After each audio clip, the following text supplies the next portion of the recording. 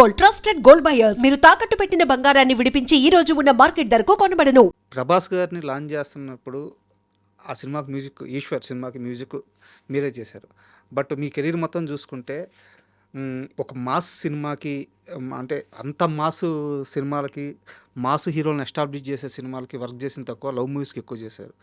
So మిమ్మల్ని select చేసుకోవడానికి కారణం ఏంటి ఆ సినిమాకి? అది మీరు జయంత్ గారికి అడగాలి. మీకు ఈ డౌట్ వచ్చిందా? నాకేం రాలేదు. నేను చెప్పా కదా, ఎప్పుడు కూడా నా అంతటి నేను వెళ్ళి ఈ సినిమా ఇవ్వండి అని అడగలేదు. ఆయన జయంత్ గారు ఆర్పి ఈ సినిమాకి యాప్ట్ అని ఫీల్ అయ్యారు కాబట్టి ఆయన అడిగారు, నేను చేశాను అంతే. అండ్ ప్రభాస్కి ఆ సినిమాకి మీరు బీజిఎం చేసేటప్పుడు కానీ, మ్యూజిక్ చేసేటప్పుడు కానీ తనలో ఏం గమనించారు? తొలి సినిమాలో ఈరోజు ఇంత పెద్ద స్టార్ హోదాలో ఉన్నాడు ఆయన, మీకు ఆ రోజు ఏమర్థమైంది? అంటే డెఫినెట్గా one of the best heroes అవుతాడని అనుకున్నా, కానీ మరీ బాహుబలి అంత పెద్ద హీరో అవుతాడంటే అనుకోలేదు. అండ్ ఇంద్రా సినిమా సార్, మీరు చాలాసార్లు చెప్పారు మణిశర్మ కాబట్టి, బి గోపాల్ కాబట్టి చేశాను. అంటే మా ఇద్దరికి సింక్లో ఉండే డైరెక్టర్ బి గోపాల్ గారు అప్పట్లో, అండ్ మణిశర్మ కాబట్టి అంతా కలిసి నిర్ణయం తీసుకున్న పాట చేస్తున్నారు. బట్ మణిశర్మ గారు కాకుండా ఆ పాట ఎవరు చేయాలి అనే డిస్కషన్ వచ్చినప్పుడు ఇది చిరంజీవి గారి డెసిషన్ అంట, ఆర్పి అయితే ఓకే అని చెప్పేసి మీ దాకా వచ్చింది అది? తెలీదు. మిగతా ఎవరైనా నాకు అబ్జెక్షన్, కానీ ఆర్పి పట్నాయక్ అయితే నాకు ఓకే అని చెప్పి ఆయన బి గోపాల్ గారికి ఇచ్చిన గైడెన్స్ ఉంటుంది. నిజంగా నాకు తెలియదు ఆ విషయం. సాంగ్ అయిపోయి నాకు ఏం మాట్లాడారు చిరంజీవి గారితో? మీరు చిరంజీవి గారు లొకేషన్కి వెళ్ళేంత వరకు సాంగ్ వెళ్ళలేదు. అంత అర్జెన్సీ ఉండేది సాంగ్కి. స్విట్జర్లాండ్లో లొకేషన్లో ప్లే చేశారు సాంగ్. సార్ అది ఆయన హ్యాపీనా? ఫుల్ హ్యాపీనా? డెఫినెట్గా హ్యాపీ. యాక్చువల్గా కోవిడ్ తర్వాత సినిమాను చూసే విధానం మారింది సార్. కాన్సెప్ట్ ఓరియంటెడ్ మూవీస్కి రీచ్ ఎక్కువ ఉంటుంది, జనాలు ఇష్టపడుతున్నారు. ఈ స్టార్డమ్, ఫైట్స్, యాక్షన్ సీక్వెన్స్ ఇలాంటి సినిమాలకి థియేటర్లో కొంతవరకు మార్కెట్ ఉన్నా కానీ ఓటీటీల్లో జనాలు ఎక్కువ ఇష్టపడుతున్న సినిమాలు ఇవి, కాన్సెప్ట్ ఓరియంటెడ్ మూవీస్.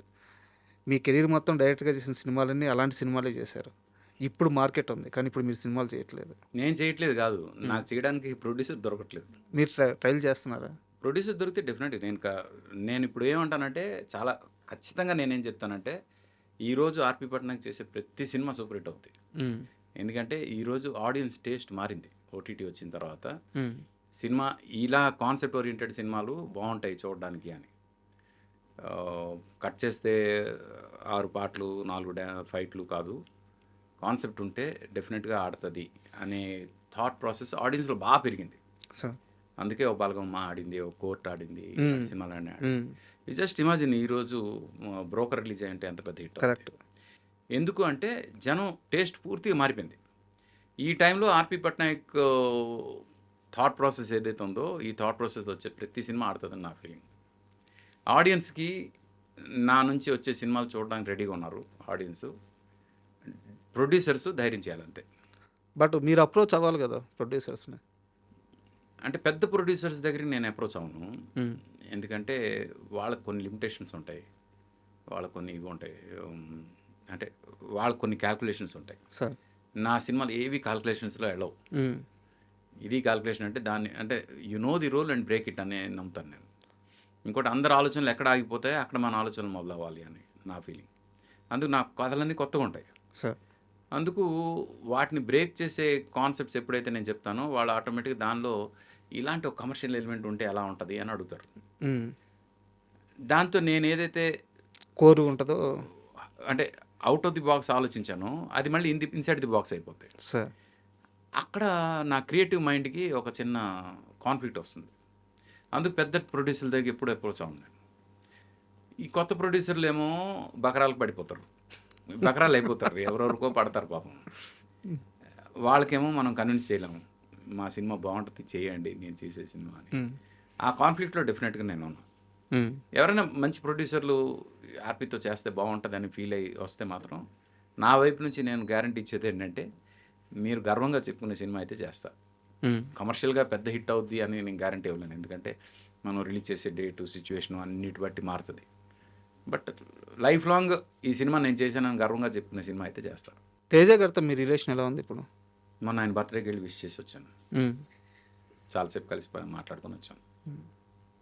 ఆయన ఇప్పుడు చేయబోతున్న సినిమా తాలూకా ట్రైలర్ చూపించారు. ఎలా ఉంది ఏంటి వాటి గురించి డిస్కషన్ అయ్యి ఫైన్, ఇంకేం కావాలి. ఇప్పుడు ఆర్‌పీ పట్నాయక్ దేనికి సిద్ధంగా ఉన్నారు? మ్యూజిక్ చేయడానికి సిద్ధంగా ఉన్నారా? డైరెక్షన్ చేయడానికి సిద్ధంగా ఉన్నారా? యాక్టింగ్ చేయడానికి సిద్ధంగా ఉన్నారా? వర్క్ వస్తే చేయడానికి సిద్ధంగా ఉన్నారా? యాక్టింగ్ నాకు ఎవ్రీ వీక్ ఒక ఆఫర్ వస్తుంది. హ్మ్. యాక్టింగ్ చేయడానికి సిద్ధంగా ఉండుంటే ఇప్పటికి నేను నెలకి 20 రోజులు నా డైరీ మొత్తం యాక్టింగ్లోనే ఫిల్ ఉంటుంది. హ్మ్. యాక్టింగ్ అనేది అంత ఇది కాదు, కానీ ఇంకా తప్పదు అనుకున్నప్పుడు ఇంకా చేయడానికి రెడీ అవుతా. అది ఎప్పుడు ఏంటి అనేది ఇంకా I will take a call. Sir. నాకు ఇప్పుడు ఏంటంటే నా కథలు అందరు ఆలోచనలు ఎక్కడ ఆగిపోతే అక్కడ నేను ఆలోచిస్తానంట కదా, అలాంటి గొప్ప గొప్ప కథలన్నీ నా దగ్గర ఉన్నాయి. సార్. ఆ కథలన్నీ నేను బతికుండగా చేయాలి అనే ఒక స్వార్థం చాలా ఎక్కువ ఉంది. ఇంకా ట్యూన్స్ అంటారా, ట్యూన్స్ అవి నాకు they are my second nature. ఇప్పుడు ఇలా సిచ్యువేషన్ చెప్తే ఇలా ట్యూన్ చెప్పేస్తా. ఎవరైనా డైరెక్టర్ వచ్చి మంచి కథ చెప్పి దీన్ని మ్యూజిక్ చేయాలి అంటే ఆ కథ నచ్చితే డెఫినెట్ నేను మ్యూజిక్ చేస్తాను. సరే. నాకేం కష్టమైన పని కాదు, అది ఇష్టంగా చేస్తా. అందుకు ఆ డైరెక్టర్ తాలూకు క్రియేటివ్ థాట్ని 100% రెస్పెక్ట్ చేస్తూ అతనికి ఏం కావాలో అది చేసి పెడతా. సార్. సార్, చివరి ప్రశ్న, కానీ కొంచెం సూటి ప్రశ్నే. ఇండస్ట్రీలో ఇన్ని సంవత్సరాల ప్రయాణంలో కంఫర్ట్ లైఫ్ని లీడ్ చేసేంత సంపాదించుకోగలిగారా? అంటే సంపాదన సెకండరీ నా ఉద్దేశం. సంపాదించుకోలేదు ఆర్‌పీ పట్నాయక్, ఇది నిజం. బయట ఇండస్ట్రీలో చాలామందికి తెలుసు. నేను ఇప్పటివరకు ఓ ప్రొడ్యూసర్ దగ్గర నాకు ఇంత రెమ్యునరేషన్ ఇవ్వండి అని ఇప్పటివరకు అడగలేదు. హ్మ్. అడిగితే డిమాండ్ చేస్తే వచ్చున్నాము, వాళ్ళు ఎంత ఇస్తే అంత తీసుకున్నా అంతే. ఎలాగైతే సినిమా అడగలేదో రెమ్యునరేషన్ కూడా అడగలేదు. నాన్నగారి మరణం విషయంలో చాలా బాధపడ్డారంట. అండ్ చాలా వైద్యం పట్ల కూడా, అంటే డాక్టర్స్ పట్ల కూడా చాలా ఇరిటేట్ అయ్యారంట. ఒక రకంగా నరకం అనుభవించారట. అంటే ఇరిటేట్ అని కాదు, కానీ క్యాన్సర్ అనేది ఎలా ఉంటుందంటే అది తెలిసినప్పుడు క్యూర్ అయిపోతే బాగున్ను అనే ఫీలింగ్ ఉంటుంది. కానీ అది ఒక పాయింట్ వచ్చిన తర్వాత వాళ్ళు సఫర్ అవ్వడం చూసి వీళ్ళు తొందరగా వెళ్ళిపోతే బాగున్ను అనే ఫీలింగ్ వస్తుంది. మా నాన్నగారు తొందరగా దేవుడు తీసుకెళ్ళిపోవాలి అనే ఫీలింగ్ మాకు కలిగింది. ఎందుకు అంటే మనం ఎక్కువ ఇష్టపడే వ్యక్తి సఫర్ అవ్వడం మనం చూడలేము. సార్. ఎంత క్లోజ్ ఉన్నా వీళ్ళు సఫర్ అవుతూ ఇలాగే మన మధ్యలో బతకాలి అనుకుంటే అంతకన్నా సాడిజం ఇంకోటి ఉండదు. అందుకు మేము లిటరల్గా ప్రే చేసాం, ఇంత సఫరింగ్ వద్దు దేవుడా, తీసుకెళ్ళిపోవాలి. అది నాకు తెలిసి ఆ ఫేజ్లో వెళ్తున్న ప్రతి ఒక్కరికి ఆ ఫీలింగ్ ఉంటుంది. మాకు అదే ఫీలింగ్ వచ్చింది. అయితే నేనేంటంటే క్యాన్సర్ విషయంలో ఇప్పుడున్న కన్వెన్షనల్ ట్రీట్మెంట్స్ ఏవైతే ఉన్నాయో, కీమోథెరపీ కానీ రేడియేషన్ కానీ, ఇవి కరెక్ట్ కాదని నా ఫీలింగ్. సార్. ఎందుకంటే నేను ఎంతమంది చూస్తున్నానో అందరూ కూడా, అంటే సక్సెస్ రేట్ ఉండాలి కదా. ఇప్పుడు ఏదైనా ట్రీట్మెంట్కి ఇంత సక్సెస్ రేట్ ఉంది, అందుకు ఇదే కరెక్టు అనడానికి ఒక సక్సెస్ రేట్ ఉండాలి. ఎలోపతిలో మిగతా ట్రీట్మెంట్స్ అన్నిటికీ సక్సెస్ రేట్ ఉంది. హ్మ్. సక్సెస్ రేట్ బిలో 50% ఉన్న ఏది కూడా కరెక్ట్ ట్రీట్మెంట్ కాదని నా ఫీలింగ్. సార్. నాకు తెలిసి ఇది బిలో 10% ఉంది సక్సెస్ రేటు క్యాన్సర్ ట్రీట్మెంట్. అలాంటప్పుడు ఇదే ట్రీట్మెంట్ అని ఎలా చెప్తారు అనేది నా ఇదనమాట వాదన. దీని మీద ఇప్పుడు డాక్టర్లు అందరూ వచ్చి నా మీద విరుచుకుపడతారు. బట్ స్టిల్ ఐసే బయోప్సీ దగ్గరే తప్పు జరుగుతుంది అంటాను నేను. హ్మ్. ఒక టిష్యూని జస్ట్ అలా క్లోజ్డ్ షెల్తో టిష్యూ ఉన్నదాన్ని అలా పొడిచి ఒక తీస్తారు. తీయగానే దాని త్రూగా బ్లడ్ ఫ్లో అయ్యి ఆ టిష్యూ తాలూకు చిన్న చిన్న సెల్స్ బాడీలో ఎక్కడెక్కడికో వెళ్ళి స్ప్రెడ్ అయ్యి స్టే అవుతాయి. ఏదో ఒక రోజు అవి అక్కడక్కడ మళ్ళీ అక్యుములేట్ అవుతాయని నా ఫీలింగ్. నేను తప్పని డాక్టర్లు వాదిస్తారు. హ్మ్. కానీ బయాప్సీ చేసిన వాళ్ళందరికీ కూడా ఏదో ఒక టైంలో బాడీ అంతా క్యాన్సర్ స్ప్రెడ్ అవుద్ది, కనీసం సెకండ్ టైం అయినా రీలాప్స్ అవుతుంది అనడానికి బయాప్సీ కారణం అని నా ఫీలింగ్. సార్. నువ్వేం చూసావు మీ నాన్నగారు తప్ప అనేసి అంటారు. అంటే చాలామంది పేషెంట్లు నేను చూశాను తర్వాత, చాలామంది పేషెంట్లు. అందుకు బయాప్సీ కాకుండా ఇంకేదో ఒక మెథడ్లో మీరు క్యాన్సర్ గురించి తెలుసుకుని ఆ క్యాన్సర్ని కనుక ట్రీట్ చేస్తే ఇప్పుడున్న సక్సెస్ రేట్ కన్నా ఎక్కువ సక్సెస్ రేట్ వస్తుంది అనేది నా అభిప్రాయం. సార్. దాని గురించి డాక్టర్స్ బయాప్సీ చేయకపోతే అది క్యాన్సరా కాదా ఎలా తెలుస్తుంది, ప్రాథమిక టెస్ట్ అదే కదా అని ఎలా తెలుస్తుంది, అప్పుడు ఎలా ట్రీట్ చేస్తాం అనేసి అంటారు. Unfortunately there are some hospitals, అన్నీ కాదు, కొన్ని హాస్పిటల్స్ క్యాన్సర్ సక్సెస్ రేట్ చూపించడం కోసం క్యాన్సర్ సెల్స్ కానీ ట్యూమర్స్ని కూడా క్యాన్సర్ అని చెప్పి ట్రీట్ చేసేసి ఇది సక్సెస్ అయిందని చెప్పిన సందర్భాలు ఉన్నాయి.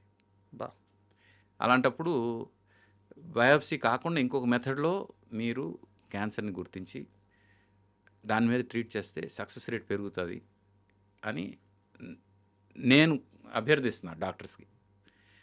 అది కనుక కరెక్ట్గా చేస్తే బాగుంటుందని. నేను సింపుల్గా కోవిడ్ గురించి కూడా చెప్తా.